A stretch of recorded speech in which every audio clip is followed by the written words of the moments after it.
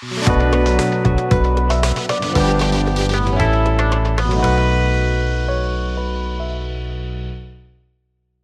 going to be discussing a topic that I'm sure hasn't been brought up at all during the course of the conference, which is AI in healthcare. Cue laughter. Before we kick off the actual panel, I'll just quickly introduce ourselves and get into the conversation. Really briefly, my name is Aman. I am the co-founder and chief product officer of a company called Adonis. We're based in New York City. We're also a proud sponsor of this conference. And Adonis was founded really to help revenue cycle teams identify on a daily basis the root cause issues that are driving avoidable challenges that ordinarily take weeks, days, months to kind of figure out. So we help pinpoint root cause issues and then deploy artificial intelligence to actually resolve those issues. So you can think of a combination of threat detection and then threat mitigation. It's like you want to know where the threats are and then you want to be able to mitigate them. And that's exactly what our technology does.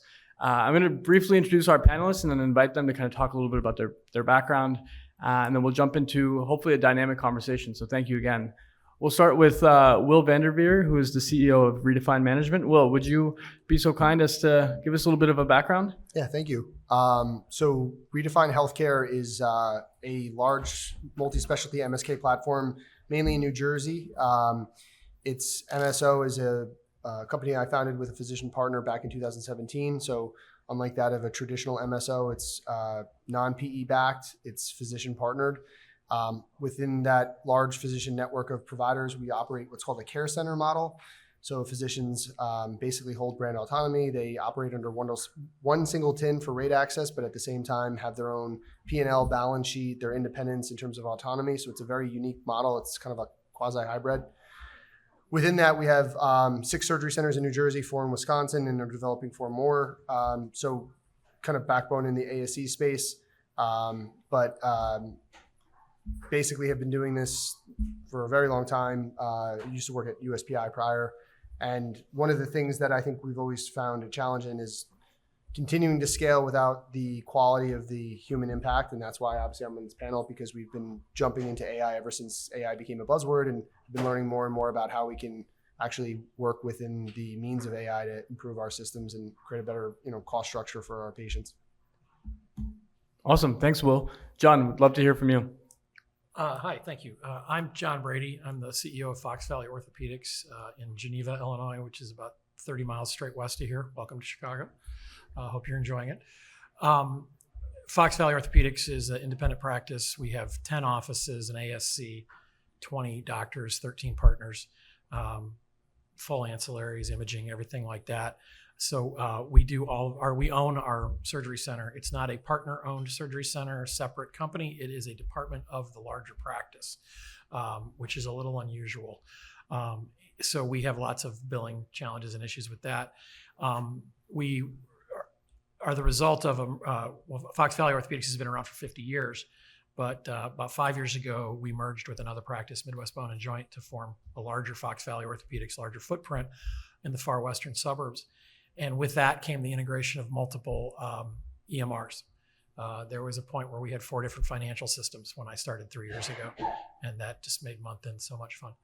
And so now we have Athena, one system, and we're trying to figure out how to, as Will just said, figure out how to gain efficiencies without adding expense.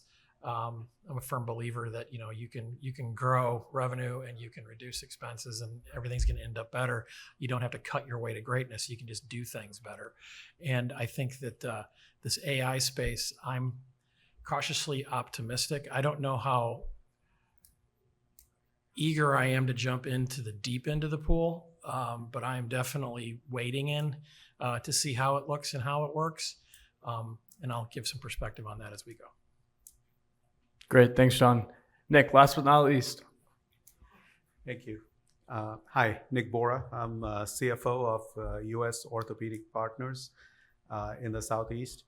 We are a physician-driven multi-practice with about 1,600 employees, multiple surgery centers, and with another 4 surgery centers in the pipeline. So look forward to sharing my insights. Fantastic. Yeah. So I recently heard a quote and it defined entrepreneurship as the creative destruction of the old order, which I thought was an interesting definition for entrepreneurship. And I think it applies quite uniquely to the potential opportunities that AI has to disrupt the old order. And John, you had mentioned a bit about not wanting to jump super heavy into the deep end and kind of wading into testing and understanding how AI can impact your business. And I think it tells a story of how disruption usually starts by attacking kind of the lowest hanging fruit. So maybe, Will, we can start with you and learn a little bit about how you think AI will disrupt revenue cycle at Redefine and what the lowest hanging fruit looks like for you, especially as you were evaluating the build out of your RCM strategy.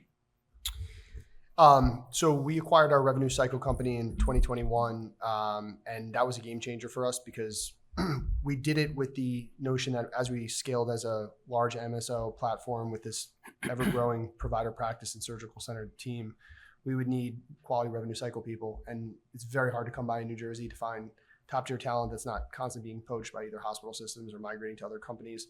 So I did it as a defense mechanism, not so much as a revenue driver. I just wanted an organ donor. If I was to grow and I needed quality revenue cycle people, I could fire an outside account and move them over to our internal process. And that, in theory, was, I think, the right move. For those few years we had it in that notion. We did fire 2 external accounts. We did take really good revenue cycle people that we knew did a phenomenal job and repurpose them.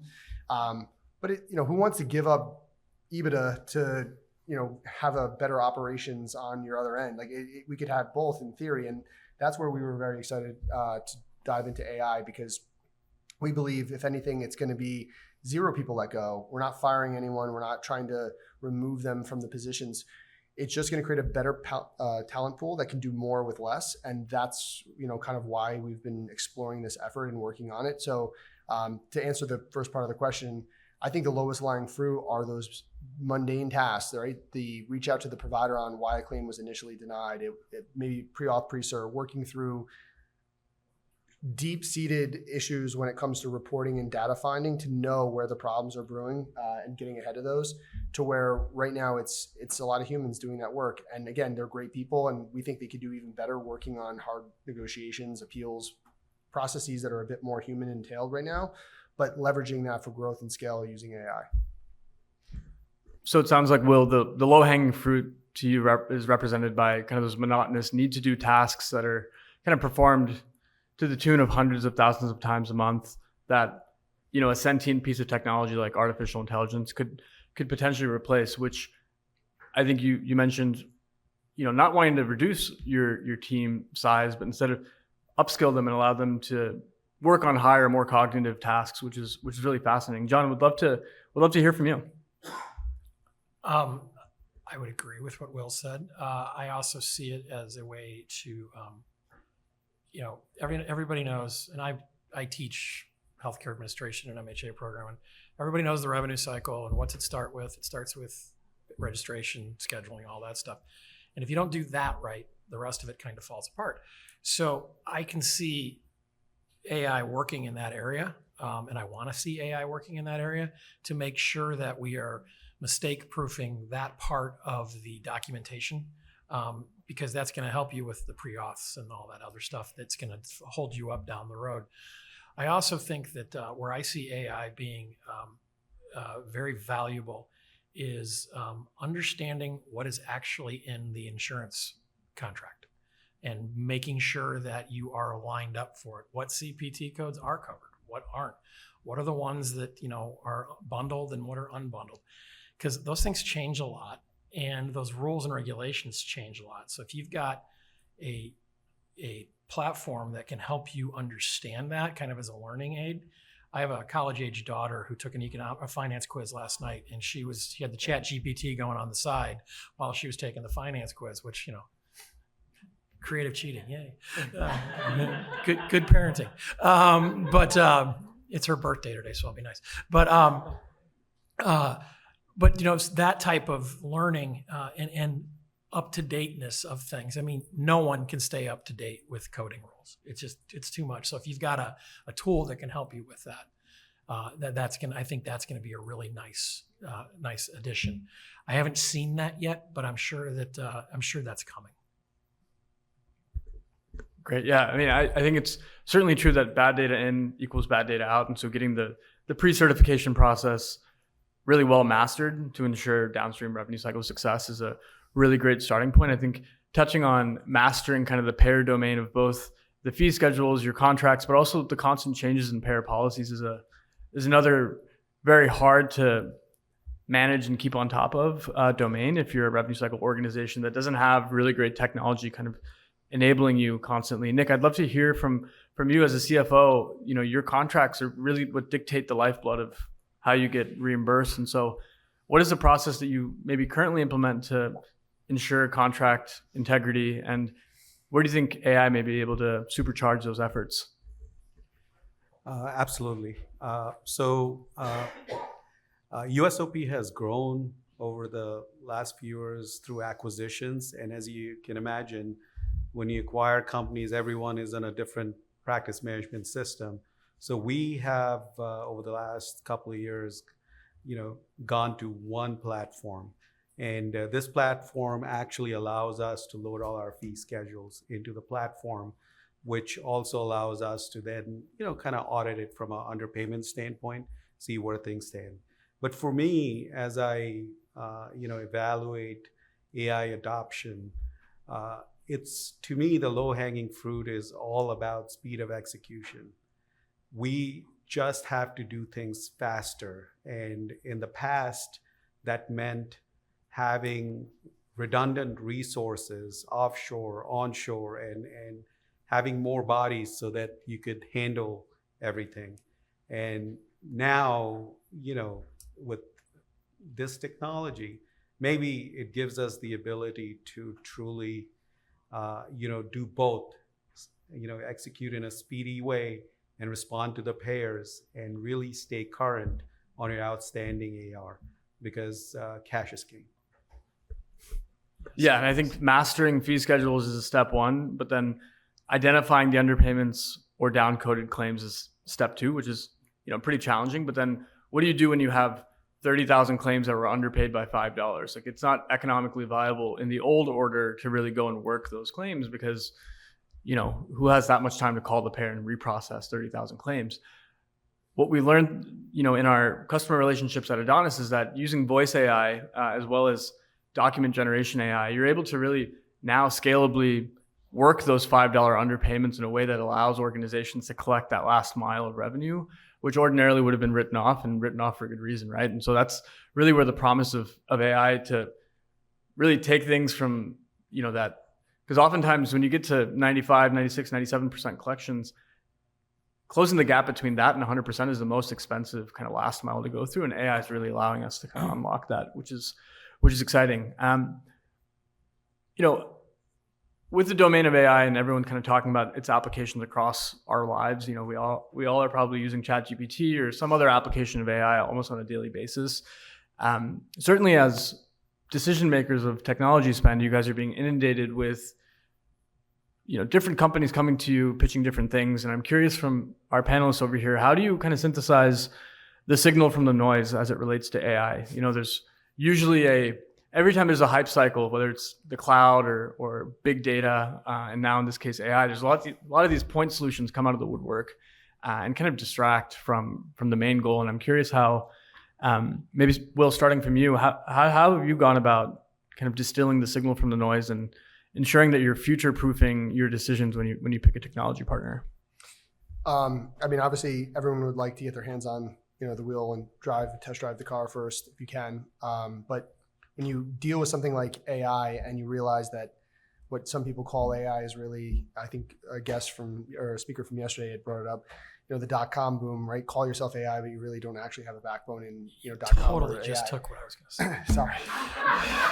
But, it's great to see the applied knowledge that they have. And for us, I think it's investigating whether or not they actually have AI or they have systems and software in place to accomplish your goal or task, are differentiated and have some scale. Because again, at the end of the day, whether there is or isn't a true AI platform, let's be real. We don't want a lot of redundant technologies to offer the same solution, but at the same time, we just want the solution. We want the problem to be fixed. So do you argue, if a software that's not technically AI can accomplish your goal versus an AI company that's going to make the mistakes over and over to figure out how to actually complete the solution is the better choice? I'd rather just the solution be correct. So for us, I think it's less about that. It's more about, do they have practical knowledge of the space? Are they able to apply logic and reason and get the result you want? And then again, if so, what is the price points on that? I'm sure everyone's seen this here too, but when the AI boom started and everyone started coming out the woodwork to that point, the pricing was here and now it's becoming here and now it's becoming here. And I mean, look, there's just a lot of competition entering the space. Do I think ultimately that's going to iron out to who are the most successful companies out there producing the best results, rising to the top, and people willing to pay a premium for that? 100%. But right now, I think it's in that everyone's jumping into the ship of, I do this and I do it well, but really determining who's actually real and who's fake is the next stage.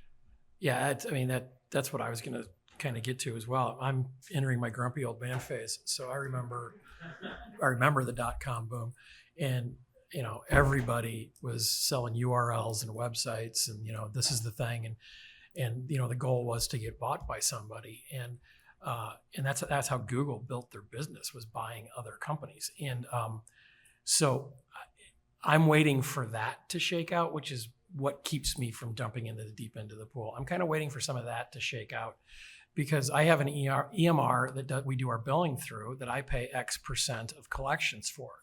So now I get, the shiny young slick guy from New York walking in off the street, and Guilty. Not that I know anybody that looks like that. I've been called worse. Yeah. I said slick, I'm on.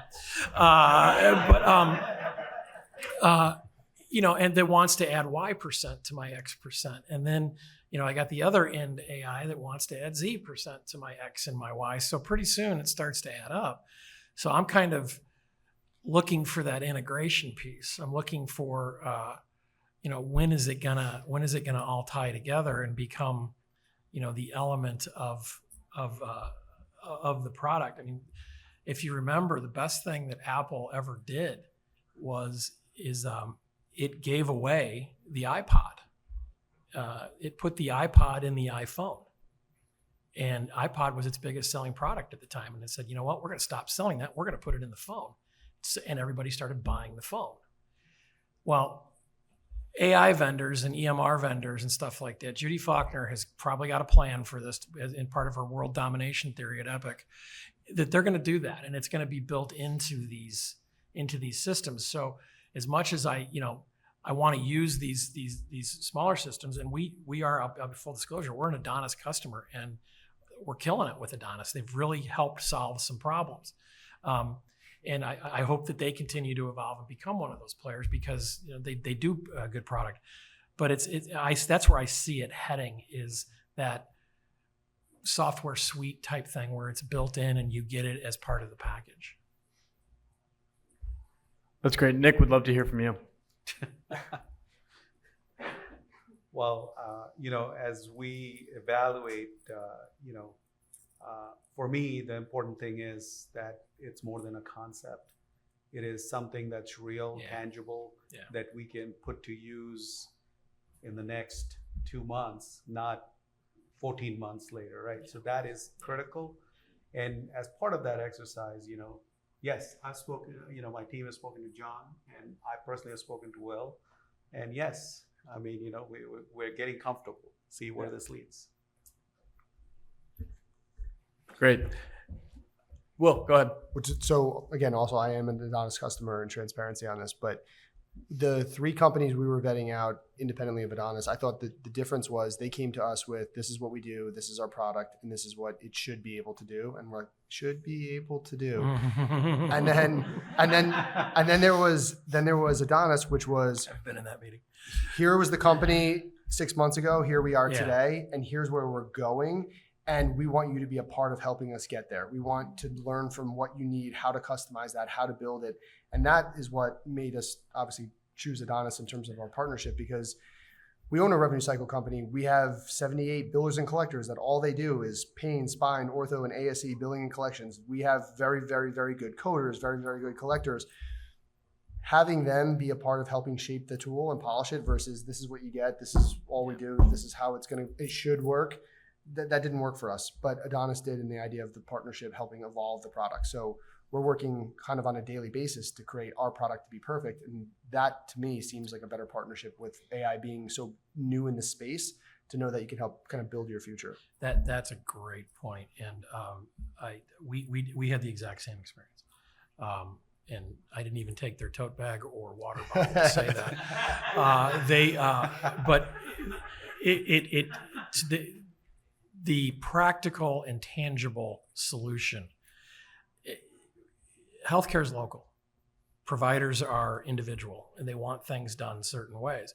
Yes, there are some plug and play, cookie cutter, things that we can do, but I've got guys that do work comp and they want to do it this way, and I've got guys that do PI and they want to do it this way, and I don't know how many times I've explained that you can't do that. It's a bundle, but I still want them all in there, and you have to be able to work within that, and it's just not cookie cutter. And these solutions, I had one guy come to us, a local company who one of our doctors was friends with, and this guy sat there and you'd think he was selling the first bread slicer. I mean, this was going to be the greatest thing in the history of things. And he gave me these metrics that we're going to help you achieve this. And I pulled up a report. I go, I'm already beating that. Why would I want to use your system? So, I mean, this guy had no clue what a real standard was. So the people that spend the time to know, that's what moves the needle for me. Don't come in and tell me about my business. Ask me about my business. And those are the ones that I think are the companies that are sincere and that really want to improve, because it's technology. You don't like it, wait 5 minutes. Yeah. Yeah, that's great insight. Thank you. I'd love to understand how you guys evaluate ROI as it relates to looking at different AI opportunities. Did I make more than I spent? Yeah. No, but I think there can be more inputs into that ROI calculation, right? Like, Yes. Over what time horizon are you making that return back? Are you replacing existing jobs to be done, or are you creating net new value with that potential investment? So there's different, I guess, categories of ROI or buckets of ROI. So I'd love to learn a little bit about that. And also I'd love to learn how you guys evaluate risk as it relates to adopting AI, knowing that the technology is fairly nascent. And yeah, in 5 minutes, it's going to be, demonstrably different. So would love to maybe, Nick, start with you, get a sense of how does the CFO think about ROI as it relates to adopting artificial intelligence and RCM? Absolutely. So my main goal is improve our liquidity position for USOP, and through that improve our EBITDA. And with those two things in mind, it's to me, ROI doesn't come from, it can come from cost reduction, obviously, for sure. But my first stance is that if I spend $1 million or $500,000 or whatever number, is it going to drive a multiple of 6x, 7x to me in additional cash that we collect much faster than we did before? And if the answer is yes, then it's a very easy ROI analysis. And as far as looking at staffing, my goal always is, just like Will said, not hire more people, but grow and keep your levels at the same, because it's hard to find good people. And once you have trained them, the last thing I want to do is let go of good people. So that's how I look at it. Yeah, I completely agree with that, Nick. I come out of the hospital world, and where they believe you can cut your way to greatness, and I just fundamentally disagree with that. ROI, there's the obvious business ways. I facetiously say that I make more than I spent, but net present value of the dollars invested, the internal rate of return, things like that are important drivers, financial drivers that the accountants and the bankers like. but I like what you said about multiples of, and how does it impact that? The other part of the question that was asked is that how do you assess risk? And to me, there's nothing more important in evaluating AI than understanding risk, because this truly is a brave new world. I mean, AI is a blue ocean where we don't know what to expect, and I worry about patient personally identifiable information, patient health information, HIPAA violations, stuff like that. I was talking to the Adonis folks before this, and brought up Change Healthcare, and we're, just down the street from Lurie Hospital, where, we had huge data breaches. Part of how AI learns is it talks to the environment, so is it talking about my folks? And I hope not. I'm sure, but they all build in these protections and stuff. But I know that's going to be a catastrophic day when that happens. Is there's going to be some data breach, some AI data breach, and it's going to be, it's Skynet's going to go into alert. And it's going to be awful. For us, I think because we're multi-focused on the approach of growing our management company independent of our medical group and our surgery centers as a business model, we've found the approach that, to everyone's point here earlier, it's not so much the savings or the EBITDA associated to the cost reduction, it's the time of development of growth for opportunities. Quick example of that, we manage a very large practice with 4 surgical centers in Wisconsin. We've normally done the revenue cycle for every single practice we've ever taken on. This one, we purposely avoided taking on the revenue cycle for the first 12 months because we didn't have the right people to commit to the partners of the group by saying we can improve quality, we can improve collections without running a risk. And I'd never want to steer one of my clients in the wrong direction and say, let's take on revenue cycle just because we can. It's all about making sure that we can actually deliver a better product. So we left them on their current revenue cycle team out of Chicago's platform for about 12 months. When we met Adonis and we felt that we now have the ability to scale the resources on our internal human level out in New Jersey to take on that account in Wisconsin with the support of AI, we officially let them know we're ready to go. We pulled the trigger. We've locked in contracts. We're going live. But again, if I didn't have AI and I wasn't comfortable, I wouldn't have done it. I would have continued to keep leaving that out. For us, a year in EBITDA, that's $500,000 of true net EBITDA I just added by investing in the ability to grow and speed that time up. So as an example. That's great. Yeah, I think one of the things to look out for is if you're using a BPO, for example, to help you with revenue cycle, or you're using any offshore vendor, they're thinking about AI just as often as we are. And in fact, they have a bigger incentive to actually adopt AI because they can turn their services businesses into tech businesses pretty quickly. And the question then becomes, who's the beneficiary of that efficiency? Is it the BPO or is it the provider group? Like, who gets the proceeds from that efficiency? And so, John, you had mentioned a bit about, waiting for the maybe not waiting for, but looking to the EHR to begin building out these capabilities internally. And I'm curious if you've evaluated maybe the trade-off there, where when you build your own stack, you get to enjoy the full kind of share of the proceeds of the benefit. Whereas when you're working with an EHR that maybe offers a lot of these things, you may not get a lot of the efficiency of that return back. A little bit of a nuanced question, but you said you were ready for a curveball. And I'm a big hitter. I have my doctorate in healthcare administration, so you can call me doctor, but I'm not a doctor.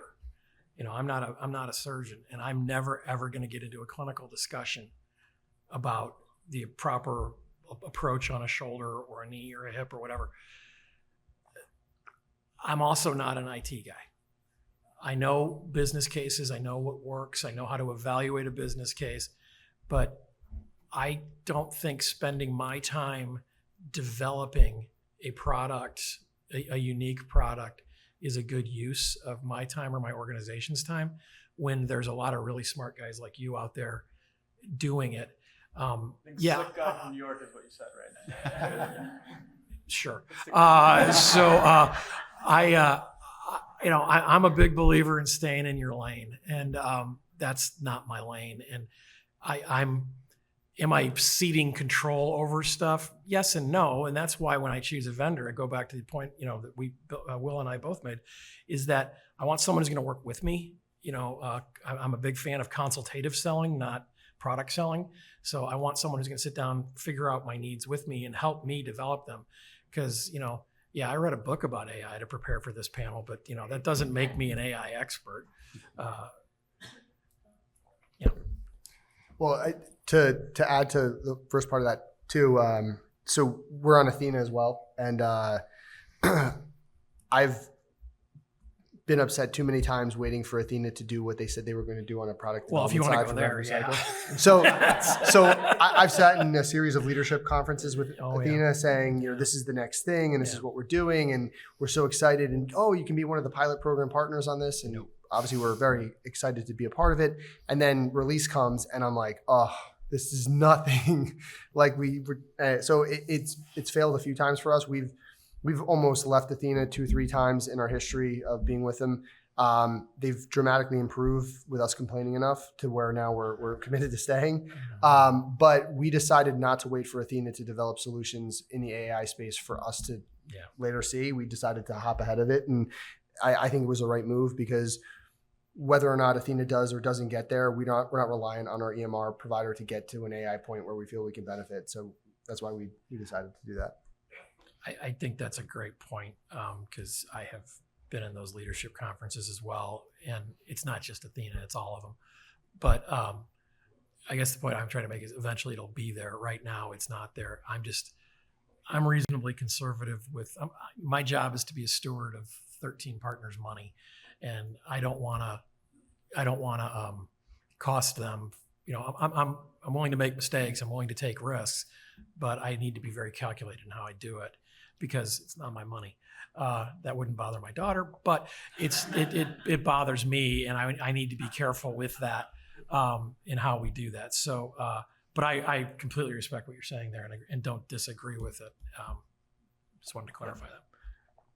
Yeah, and I think the conversation of waiting for the EHR to innovate versus partnering with maybe a younger, less proven out technology company is a worthwhile discussion to have. And from my perspective as a founder, second-time founder of a technology company, what I can say is you're almost in better hands with that smaller company, because our lives depend on your success. And so you get the absolute focus of literally everything we do, because if we don't retain you as a client, then our next round of funding is on the line and we'll just go out of business, And so there's almost like an oxymoron where the larger the organization is, you trust them more, but they tend to give you less attention, which is, something worth considering and something worth thinking about. Is you almost benefit from being an early adopter, working with a smaller company, because, your success, their success is almost a function of how much you love their product and how you speak about the product. Yeah, I mean, if you think about these large EMRs, it's also just naturally impossible for them to do it the right way. Where, I don't know how many clients Athena has, and how many of them are dominantly in the primary care space. We're in the MSK space or ASC space.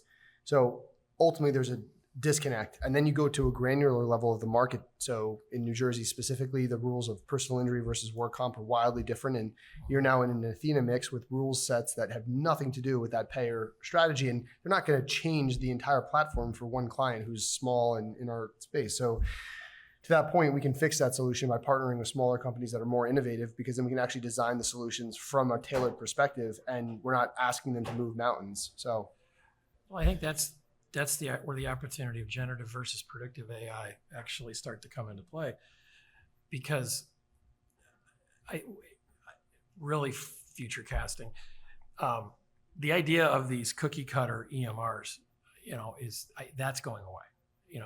You can't, Epic building, those guys up in Madison building one EMR that you can customize by putting, shifting things around on the template.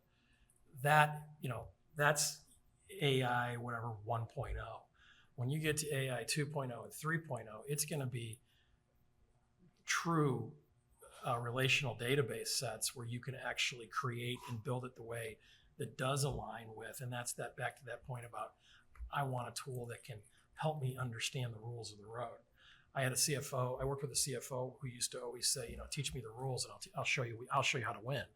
And that's how we beat Medicare with in a rehab hospital. So I think that real AI advancement with large EMRs is going to make that EMR more malleable and moldable and more systems thinking, as opposed to just a straight line road that is, this is the way our system works, and this is, you have to adapt to us, as opposed to it learning you and then being able to adapt to you, which I think would be really cool. Yeah. Fascinating stuff. Thank you, John. Thank you to Will and Nick as well. I'd love to open up the conversation to the audience. If there's questions you have for any of our panelists, I know we have a few minutes left, so would love to take some questions if there are any on any of the topics that we discussed. Please. You guys were talking about ROI. We struggle with AI and trying to say, what's the ROI, right? It's been really fuzzy. Now, this is more around ambient listening and things of that nature. But it sounds like you guys have no trouble identifying very quickly, this is here, we see dramatic ROI. Well, if you go out to the Adonis table, apparently there's a case study about a good-sized orthopedic practice in the western suburbs of Chicago that demonstrates its 5.7 times ROI on its Adonis investment. I don't know much about that group, but it's really, that's really, I'm being facetious. It's really simple to say, okay, I spent, this much money and I was able to recoup this much money directly. Now, was it all because of Adonis dollar for dollar? I can't say that, but I know that we wouldn't even have done it the way we did it. So when I look at the ROI, I look at hours spent, I look at turnaround time, I look at, staff, what's my staff doing? Is my staff chasing Blue Cross, or is it talking to patients directly while in the background it's able to do it? So I've been really, we took kind of a flyer when we did this, because we had this AR just terrible situation. It was bad. And I needed to get it fixed. And I knew I didn't have the time to devote to it. My director of finance didn't have time to devote to it. So we took a shot with these guys, and it works. It's working. And that's how I'm evaluating it is, to me, this was a low risk gamble, and it's paying off well.